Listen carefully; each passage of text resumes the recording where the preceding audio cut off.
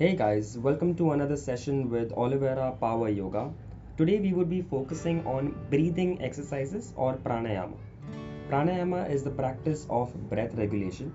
In Sanskrit, prana means life and ayama means the movement of breath. Breath is associated with life in yoga, hence, pranayama is a means to elevate the pran shakti or the life energies in your body. I would be making 4 videos on pranayama, of which this is part 1. So please make sure to press the bell icon to get updated as I upload the next video. And as always, if you like this video, then drop a thumbs up. Now without any further ado, let's begin with the video. Before we begin, there are a few instructions. There are mainly 4 postures in which you can practice pranayam. The first posture is the cross-legged posture, also called as Sukhasana or easy pose, in which you bend your right knee and then your left knee. Second, we have Siddhasana, also called as the accomplished pose, in which your left heel would touch your groin like so and your right ankle would be on your left ankle.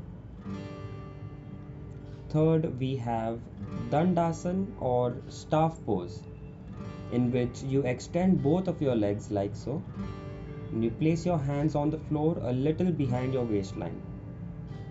And finally, we have Vajrasana or diamond pose, in which you fold your right leg, sit on your shin, and then fold your left leg.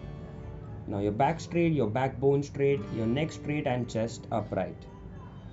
Touch the tips of your thumb and your index fingers. All the other fingers would face the ceiling, your elbows to your waistline, and your wrists on your knees. Our first pranayam is the diaphragmatic pranayam or Bhastrika Pranayam. There are a few precautions that need to be taken.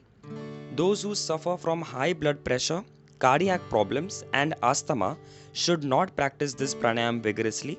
It must be done at a very slow pace. And like all the other pranayams, it has to be practiced on an empty stomach in a well ventilated room. The process of practicing this pranayam is very simple. You have to breathe in for 2 to 2.5 seconds and breathe out for 2 to 2.5 seconds. Now as you breathe in, your lungs expand and your diaphragm contracts, and when you breathe out, your lungs contract and your diaphragm expands. Your diaphragm must rise 1 to 2 inches as you breathe in, and when you breathe out, it must settle at its original place. Breathing is an involuntary action, and on a normal basis, we consume 500 to 800 ml of oxygen per breath. When we practice Bhastrika Pranayam, this ratio is 10 times more, which means we will be consuming 5000 to 8000 ml of oxygen. Now, as you charge your phone so that it works throughout the day, Bhastrika Pranayam gives you the energy to work throughout the day. This pranayam is beneficial for all 3 kinds of disorders, that is airborne, foodborne, and waterborne disorders. They are also called as vaath rog, pitth rog, and kaph rog.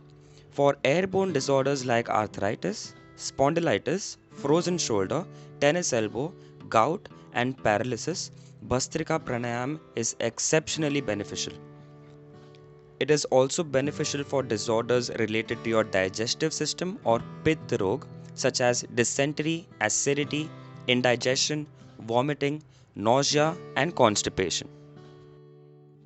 It also helps with disorders related to your respiratory system or kaph rog, such as runny nose, nose bleeding, common cold and cough, sore throat, tonsils, dama or asthma, bronchitis, congestion, and heart problems, that is high and low blood pressure.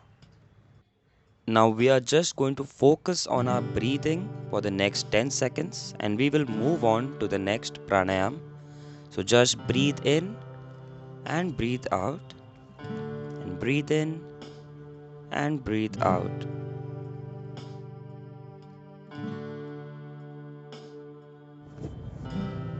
The position that I have held in my fingers is called a mudra. We will continue with the same position for the next pranayam, and I will give more details about mudras in an upcoming video.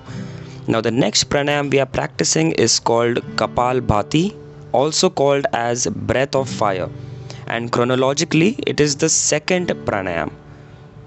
There are a few precautions that need to be observed when you practice Kapalbhati. Those who have undergone any major surgeries in the past 3 to 6 months, for example, open heart surgery, kidney or spleen transplantation, C-section or cesarean, must not practice this pranayam.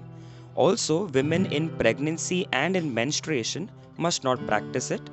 Those who suffer from internal bleeding and ulcer also must not practice this pranayam. And those who suffer from high blood pressure issues must not do it in a high pace. They must do it one breath every 2 seconds or 30 times a minute. The meaning of Kapal is forehead and Bhati means illuminating. The process of this pranayam is also very simple, yet it will take some time to get used to. Your exhalation in this pranayam will be forceful or active, and you must not focus on inhalation, thus making it passive or involuntary. You can exhale once every second, that is going to be one stroke, and with practice you can increase your speed. When you exhale, you draw your belly in, that is towards your back, and when you inhale, you release. Now let's talk about the benefits of Kapalbhati. Those who are looking forward to lose their weight must practice this pranayam for 30 minutes to 1 hour twice a day. Now please remember, this must be practiced on an empty stomach, and as and when you feel tired, you may take a breather of 5 seconds. Take a deep breath, inhale and exhale for a couple of times, and then you can start again. This pranayam also helps with your kidneys and prostate related disorders, heart blockages, and it also increases your lifespan. The organs that are highly benefited by this pranayam are the stomach, the pancreas, your spleen, liver, and intestines. Now lately, due to the outbreak of the virus and the pandemic, a huge chunk of the population suffers from emotional imbalance, depression, anxiety, agitation, negativity, mental instability, aggression, etc. Kapalbhati, along with other dhyana pranayams, that is meditation pranayams, would help you overcome these emotional outbreaks. Now, I would be talking more about Dhyan Pranayams in my upcoming videos, so make sure to press the bell icon. Kapalbhati helps in balancing the Jathar Agni, that is the hydrochloric acid in your stomach. This acid helps the stomach break down, digest, and absorb nutrients. Kapalbhati also helps in infertility, PCOD, PCOS, fibroids, cyst, celibacy, nightfall, and pre-ejaculation. So in a nutshell, Kapalbhati can cure 99% disorders related to your respiratory, digestive, and reproductive systems. Alright guys, so today we spoke about Bhastrika Pranayam, that's diaphragmatic pranayam, and Kapalbhati, also called as breath of fire. I really hope you enjoyed the video, and thank you so much for watching it till the end. If you're new to this channel, then please subscribe, and if you found this video helpful, then leave a like and share the video as much as possible.